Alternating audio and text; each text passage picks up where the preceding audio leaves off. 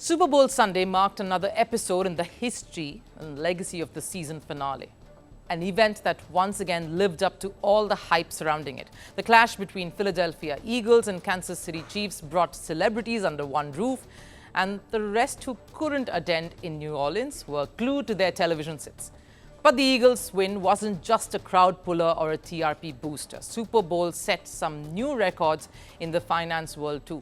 The numbers of the windfall are staggering, from revenue, ad rates to even broadcast rights. The money influx was astounding. But the question is, who all struck it rich? Our next report tells you more. The 59th edition of the Super Bowl concluded with the Philadelphia Eagles denying the Kansas City Chiefs a historic three-peat. And while the victory was rather one-sided in Eagles' favor, the season finale lived up to the buzz surrounding it. The reason for that is simple. The game was much more than just what happened on the field.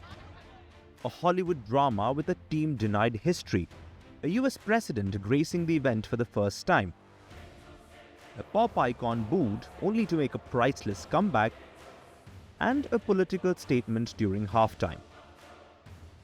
Enough entertainment for the 128 million viewers who tuned into the finale. The largest audience in US television history for a single network telecast, in this case, the Fox Group.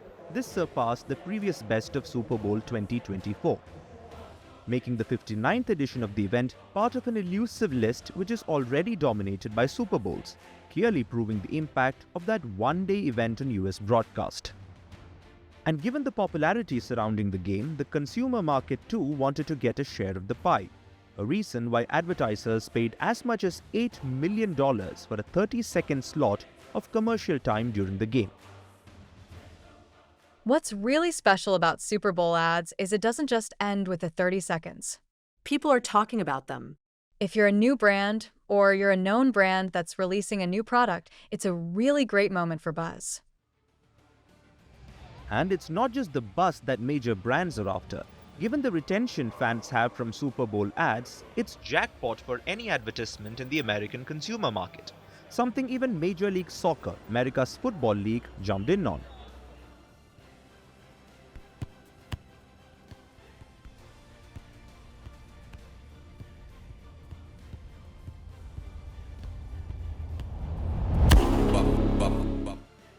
The Super Bowl buzz doesn't just help the consumer market. Every industry associated with the event strikes it big, like the gambling industry.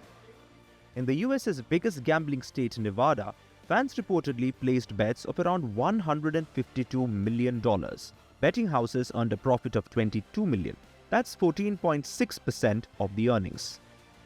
It is factors like these that make the NFL the richest league in the world, even surpassing the likes of football leagues such as the English Premier League and cricket's premier tournament, the Indian Premier League.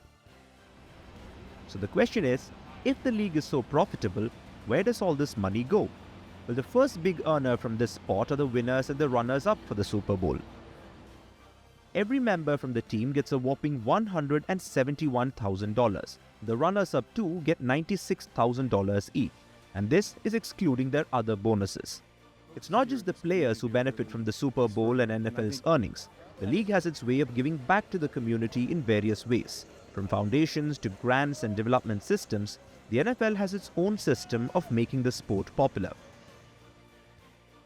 For years now, the Super Bowl has its own way of helping the host city support young athletes. The sport has often been a medium for people of color to find their feet. And ironically, the Agility Grant promotes programs that help with gambling addiction, an industry that thrives from Super Bowl events.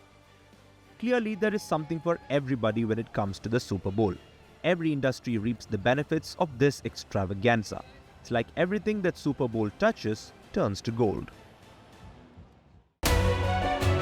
We're calling the show Vantage. We hope you like what we put together for you. Touted as the minimum defense from that video. India's neighbors were the first to send the special edition of Vantage live from the White House throughout this week. Yes, Hindu Mandir we're on our way to Tel Aviv. Team measure, but it's also the perfect way to drive. I don't think that Prime Minister of Bhutan, Sherin Tagwe. Welcome to 60% of the world's office. Prime Minister Modi did the iron. we were actually What are you doing? How do you like? It's been 1 year since that meeting. iron bars separate you from the outside. Out the vote effort. Trump had, it says, and at $4.3 trillion, 300 billion by 2030. That's what we need to tackle climate change.